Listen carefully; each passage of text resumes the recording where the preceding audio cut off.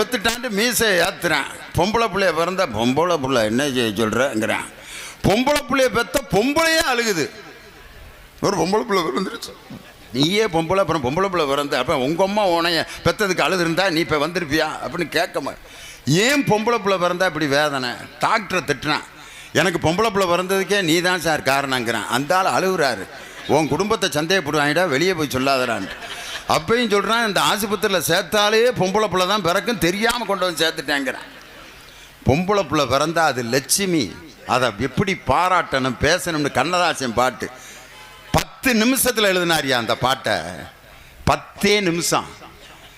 முத்தான முத்தல்லவோ, முதிர்ந்து வந்த முத்தல்லவோ, கட்டான மலரல்லவோ, கடவுள் தந்த பொருள் அல்லவோ,